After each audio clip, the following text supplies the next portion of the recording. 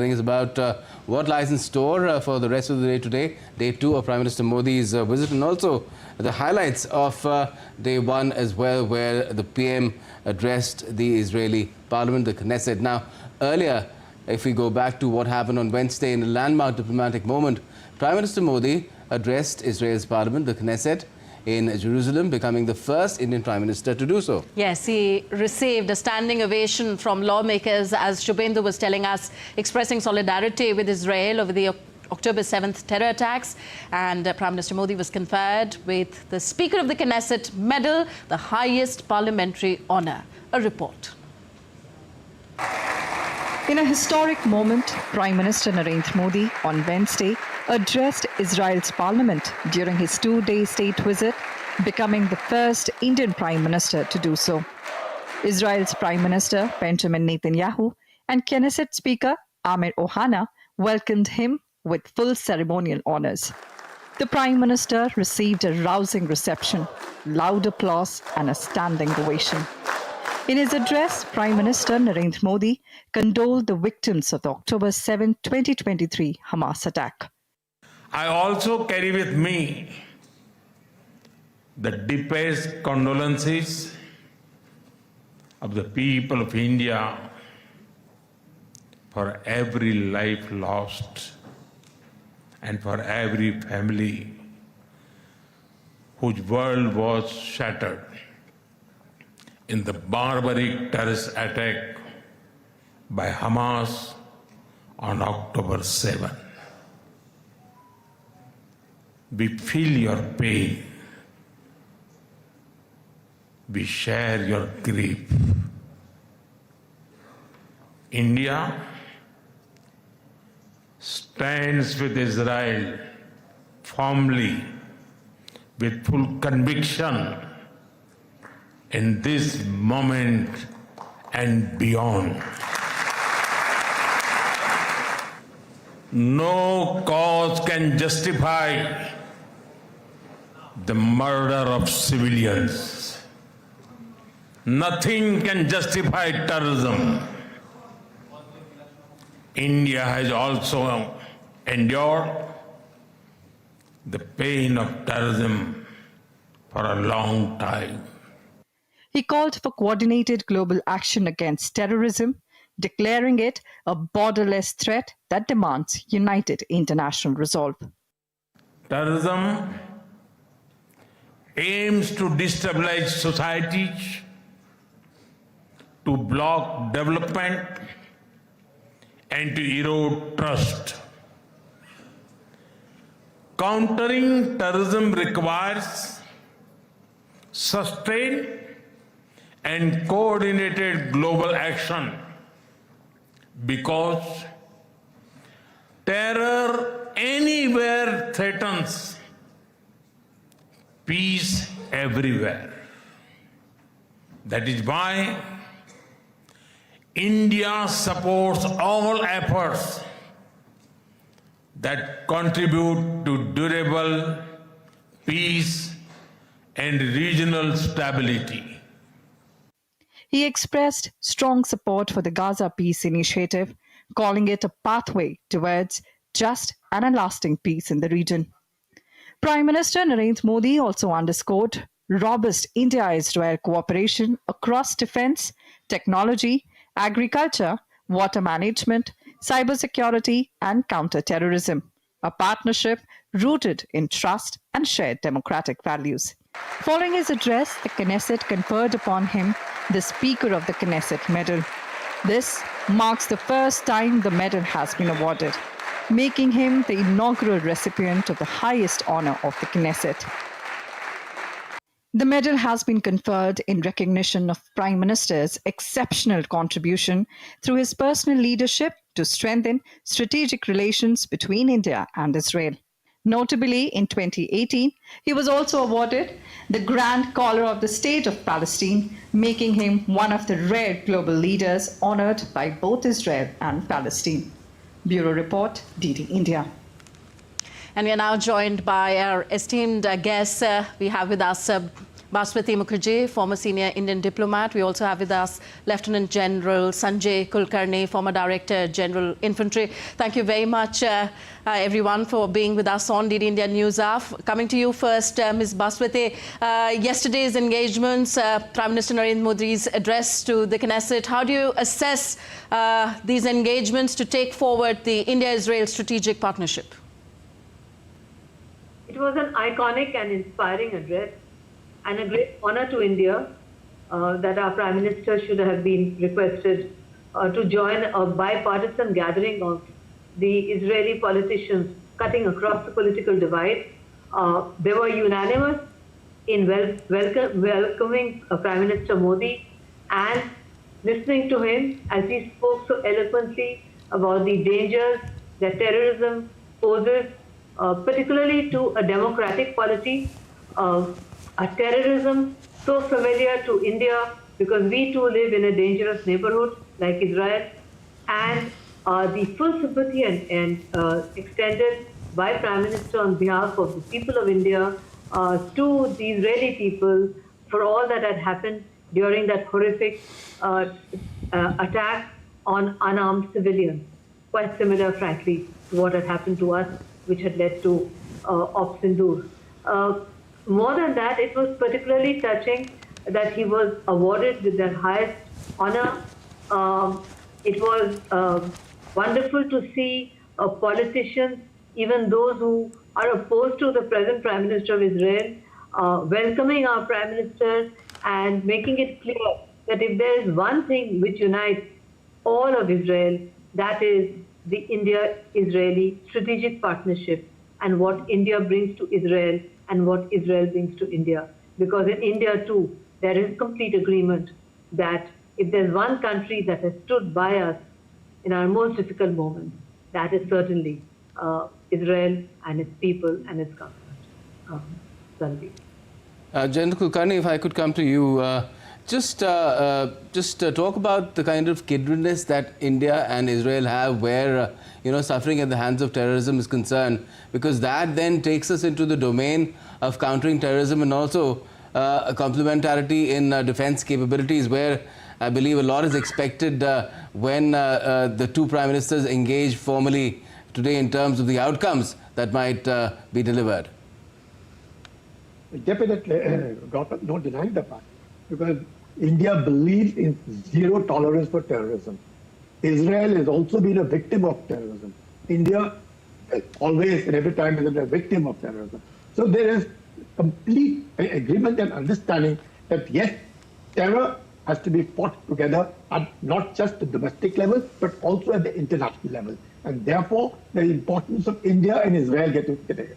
You're absolutely right. The kind of defense cooperation that takes place, whether it be in space, whether it be in cyber, whether it be in communication, whether it be radars, whether it be ammunition, precision ammunition, anything and everything, all which ensures that terrorism must be eliminated. And there is no scope for terrorism anywhere in the world, and that India stands for it. And I think Israel understands, and India understands Israel's position on terror.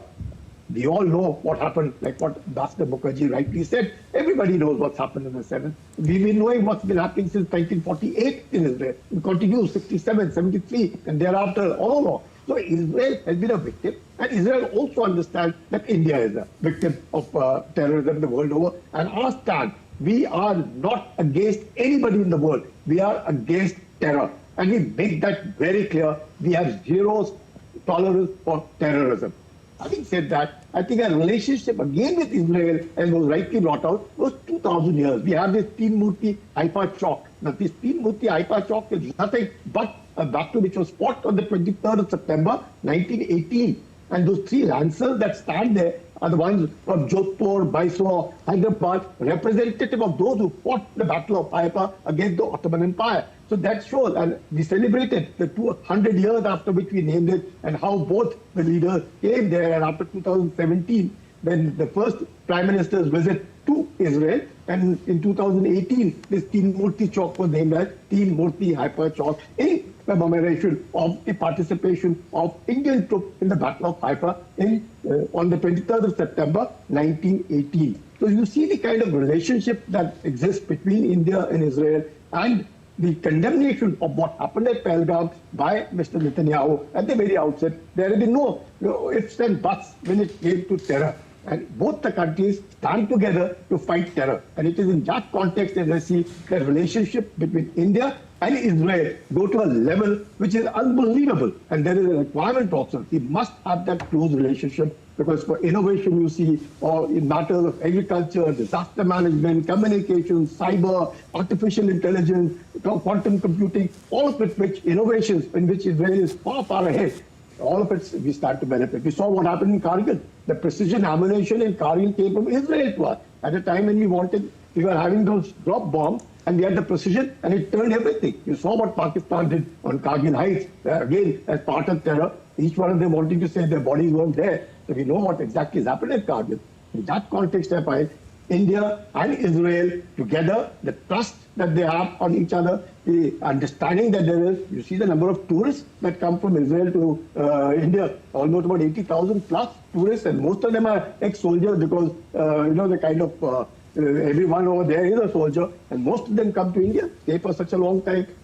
More than 10,000 Indians are visiting Israel every year. There's so many 1,500 odd. We have these people doing doctorate in Israel.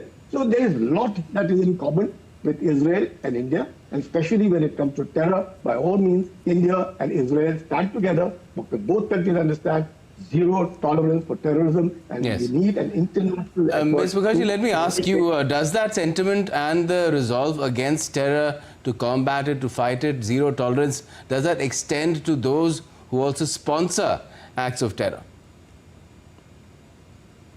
Yeah, definitely. I mean, see what happens. I was asking Ms. Pakistan. Mukherjee. Sorry, General Kulkarni. I'm sorry, could you repeat that? I thought it was for I just wanted to ask you, does the sentiment and the resolve against terrorism extend to those who sponsor terrorism as well?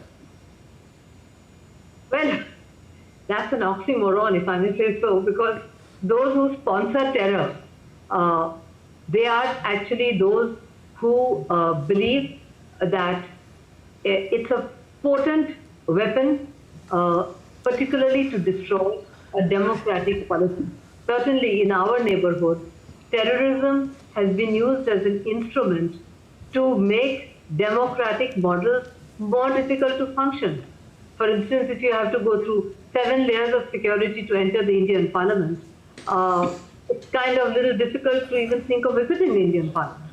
So the sponsorship of terror as an instrument of state is something that Israel has suffered from terribly, and India has suffered from 1947, as General Kulkarni correctly pointed out. Therefore, for the Israelis and for the Indians, we believe that counter-terrorism institutions are of great importance, and intelligence sharing is very important. And there are lobbies that try to show that if you come down too heavily on terror, you're not really a democratic polity. That is not true at all. You have to destroy the instruments of terrorism in order to ensure that you have a full and functional democracy.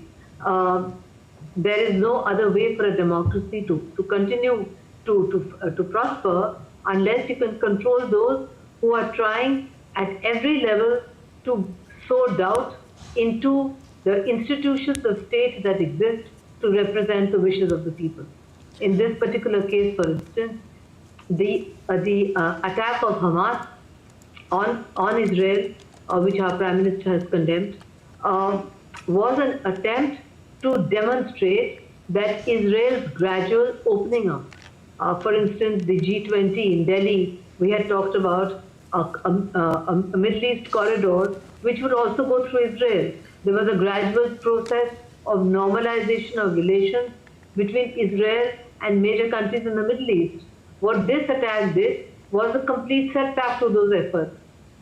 Similarly, in India, where we were trying to completely normalize Jammu and Kashmir, bring back tourism, etc., the heinous terror attack ensured that at least for a while, there was terror, there was fear of going to J&K, the process of normalization received a minor setback, but things came back to normal and are now almost back to normal. So there again, it's a shared history between Israel and India that it is important to make it clear that those who sponsor terrorism will not be spared. And it's for that to succeed, the international community has to be empathic, has to understand. For instance, when we talk of Israel, Israel is so grateful that when the Mumbai terrorist attack happened, it was an Indian nanny who saved those two kids. That India is a country that through millennia has never seen anti-Semitism. That is something which the Israelis feel very strongly about. Whenever I meet an Israeli diplomat or an eminent person, they always say that, and that's true. India is a beacon for all religions. Whereas I remember that when I served in France as a ambassador, there were regular terrorist attacks every Friday in the synagogue near my house. And I used to ask the French police, they said, Madam, unfortunately, there are still some anti-Semitics in France, so many years after World War II.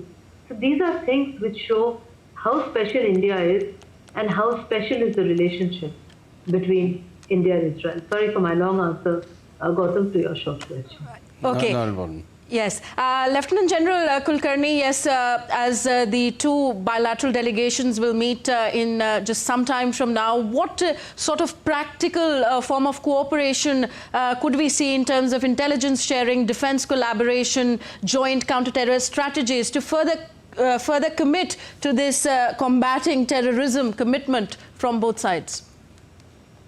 Tanvi, for a long time, India and Israel have been sharing information. They've been even sort of collaborating on space since 2003. India has been with Israel on various forums, information sharing. Even if you look at the kind of precision ammunition manufacturing between the two, the kind of understanding with BEL and the Israeli industries, and also of the DRDO with Israeli industries. So much has been happening in all in terms. Space is one, cyber is yet another. And now with artificial intelligence coming in, you find the kind of drones we have, the kind of Heron, the UAVs that we have, all with a view to ensure that we must have an excellent collaboration and cooperation with the countries whom we can trust. Trust is very important. And when it comes to information sharing, it's very, very important. So the combined thing, whether it is from space or whether it is cyber, if the information is shared as to, yes, this is where the activities are taking place, well, countermeasures can be taken to ensure that these kind of things don't happen. It's that in that context they see, because on a long, long time, relationships have been taking place, collaborations have been there, cooperations have been there, transfer of technology has been happening, absorption of technology has been happening. Since Israel itself suffers from terrorism, they are willing to share the kind of equipment that they are doing. We've seen the kind of equipment Israel has used even during the Gaza conflict, which was on till the ceasefire taken place. So there's so much happening. And I think there is even the very talk of hexagon of alliances. So there's nothing as yet concrete. You find a whole lot of panic having set in Pakistan. Pakistan, knowing fully well, everybody knows that Pakistan uses terrorism as an instrument of state policy. It's a hub of terror. Everybody in the world understands. And see the panic. Nothing has come out. Nobody has yet knows who the hexagon comprises of, what is it would take a shape of, nothing. But the panic and the kind of passing of it in the Senate, the resolution against the Ummah, all this has indicated the panic has already set in Pakistan. And Pakistan feels that the relationship of India with Israel would probably be against them, and their own relationship which they have taken it up with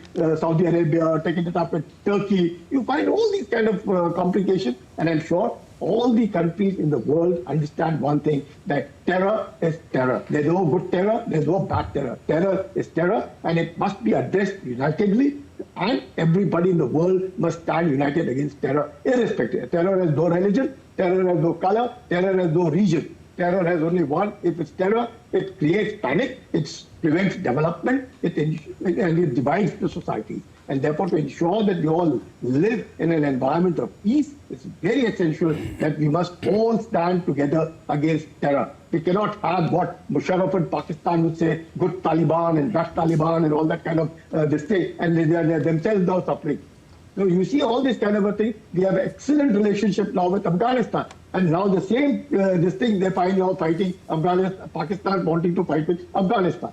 So you find that terror has to be fought on one front, and that there are no friends, there's no bad terror, there's no good terror, it's terror. And all of us stand united fighting against terror. In that context, a lot that can be shared with India and Israel with the view of in surveillance, in kind of sharing of information, in questions of satellites, cyber, space, all of it. And information sharing, because if you know and information in time, saves nine. You can ensure that incident does not take place if sharing of information is there, which I'm sure that is what is very, very important, because there are 5 eyes here and there are so many things everywhere in the world. So information sharing is very important to fight terror. And in that context, I think India and Israel stand together, and hopefully the innovation there, the technology there, the R&D over here, the absorption over here, the ability for soft skills, the hard skills, all of it that exists within India and with Israel will ensure that the world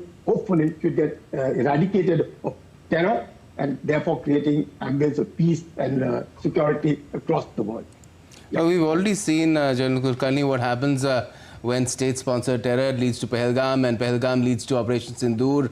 We've already heard Prime Minister Modi announce that there will be a mission Sudarshan Chakra that will be mounted by 2035. And Ms. Mukherjee, there do you think the kind of capabilities that Israel has, both defensive as well as offensive, can come in pretty handy? And dare I say that India too has certain capabilities that Israel could use in its own defense? Absolutely. In fact, transfer of technology is something that Israel has never been averse to as far as India is concerned. There is a lot of good stuff that we intend to get from Israel to prepare ourselves, because there is bound to be, from the Pakistani side, a follow-up terrorist attack. They don't seem to have learned anything, and the Field Marshal keeps giving the wrong impression that they have won the war. Even though Trump in his address yesterday first gave the impression that the Pakistani Prime Minister was afraid that he was going to be killed in Sindoor. Turned out it was a slip of his tongue. He meant the number of Pakistanis who would be killed by India. So we need this kind of defense equipment from Israel. And there are some areas in which Israel is interested to cooperate with India, because they would need some equipment from us. There are some high-level talks going on, I understand, in that respect. And more than that, the Israelis have some very interesting drone technology, which we are getting into in a big way, because the whole nature of warfare has changed. So it's not just the S-400s.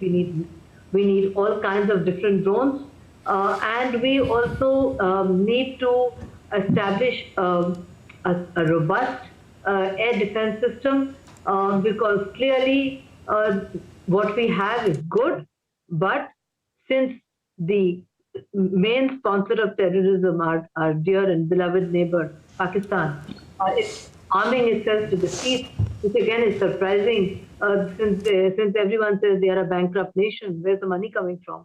But they are arming themselves to the teeth. So we have to therefore increase our defense spending and have an even more robust, even more secure system, air defense system, so as to make sure that the next time it happens, it will not just be Sindoor. We won't close it down at the appeal of the Pakistani DGMO. We will carry it on until it comes to a logical end. And the logical end would be destroying Pakistan's terror infrastructure for decades to come. That, in my mind, would be a more satisfactory outcome if there is a follow-up to Sindoor or whatever the name is given. And in that respect, Israel is with us, and Israel has helped us in the past, will continue to do so, this visit coming so many years later, I didn't realize till I saw it on your screen that it's the second visit of Prime Minister Modi after 2017. That's a long time. And actually, it's a very well-timed visit because it demonstrates that India stands with Israel in its hostile neighborhood. At the same time, India is also committed to help the Palestinian people to get a fair deal so that both sides can live in peace. That was again made very clear. We did a very good balancing act.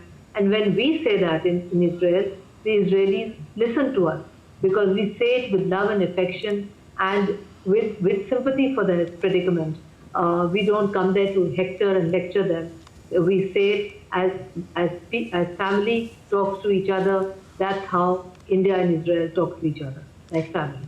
Okay. Lieutenant General Kulkarni, we have spoken about how the two sides are keen on collaborating on this defense technology equipment. Yes, India is not just looking this time on buying weapons, but co-producing also of these advanced defense technologies. How hopeful are you that Israel would be willing to share its part of its Iron Dome and Iron Beam technologies? And from Israel's point of view, India would be willing to share its low-cost drone technology with Israel? Definitely, Tanvi. In a big way, some of it has already started. We already are in collaboration. The BEL is in collaboration. The DRDO is doing it. We have the Tech Mahindra, we have the Adanis, we have the Tata Advance, the Bharat Forge, all of them into it. And at the same time, Iron Dome has been a tested thing, in which we've seen that 90% of the missiles and drones being fired at Israel were targeted and were neutralized. So 90% of it. Of course, Israel is a small state. India is a huge country. And therefore, the Doordarshan chapter that we are looking at it, a lot can be learned from Iron Dome, and a lot we now need to collaborate and ensure, because the Israel thing was only to ensuring up to 70 kilometers. Of course, right now the collaboration is almost up to 150 kilometers and beyond. Now we have S-400, we have Akash-T, we have quite a few of our own small weapon systems, own missiles, own drones also, but yes. Yeah, laser. Anti-drones. That's something. Yes. Cut down on the cost, because otherwise most of these missiles, anti-drone measures would cost heavily on it. But then if it is cutting down on the cost by laser, you find a lot of that technology will be absorbed. So there is a lot that Israel can contribute to India. There's a lot that India now needs to do on its own. Like in the Operation Sindhu we saw, Akash-T was our creation. And it is Akash-T which ensured the swarm of drones and missiles coming from Pakistan onto us were totally neutralized. So there has to be, this detection, acquisition, neutralization of all these missiles, drones. We really need to do it, and that is why the Prime Minister said that by 2035, the entire Doordarshan architecture would be in place. Obviously, for a country as huge as India, it would take time, lots of development to be take place, lots of measures, lots of tiers need to be developed to ensure what needs to be, detected first, what needs to be acquired, what needs to be utilized, when, where, by whom. So it's and Israel is already an ongoing process which it has done. Otherwise, Israel would have been in real trouble with the kind of missiles being fired at them by Iran in the 12-day war and even before that. So in that context, I think there's so much to learn, and we have the Golden Dome again, Golden Dome coming up of the United States subsequently. We have the Iron Dome over here, the laser technology, our Doordarshan Chakra. I think there's a lot to learn from each other, a lot to contribute. Of course, we need to have our own. The scale of India would be massive, absolutely massive. It's not, because Israel obviously is a small state, and in that context, there is huge strength with the Iron Dome neutralizing 90%, but we need almost 100%. We cannot even afford to have anything passing through it, because the destruction cost will be huge. So it is in that context, so much to learn from. And I think a lot of it is already in the pipeline. A lot would be done. Absorption of technology, manufacturing in India, in collaboration. It is not competing with each other, but complementing each other between India and Israel. That would lay the foundation for a long-term. We have a 10-year vision statement for defense and this thing. So that vision statement, which has been signed recently and go up to 2032, again is indicated that yes, there's a lot that is happening. A lot will continue to happen. The trust will ensure transfer of technology with no bars whatsoever, and that itself should be fair enough to be able to use our soft skills, to be able to use our hard skills, to ensure the hard kills by the time we have our own architecture of Sudarshan Chakra. Okay. Ms. Mukherjee, let's move on from the issue of defense and security and talk about, well, commerce, trade, investment, because that's an area where India and Israel perhaps need to refocus attention following what's been happening. You spoke about the timing of the visit as well, how well timed it is, because right now the Gaza conflict has been cooled. There's a peace process that is on, and it needs to be taken forward, of course. But at the same time, there was trade that had reached a certain level between India and Israel, which came down. When we look at just the last financial year, investments as well need to be picked up. There's a pact already, but now we're talking about an FTA with Israel. Do you think the leaders will ensure that this happens in a time-bound manner when they meet today? Absolutely. India remains, if I'm not mistaken, Israel's second largest trading partner in this region in Asia. Let's not forget that what happened in this conflict in Gaza has taken a toll on the Israeli economy too. It's not just the Gaza Strip which has been devastated. It has also set back some amount of economic activity within Israel, which is now going to pick up as the peace process consolidates. We do intend to look at the FTA very seriously.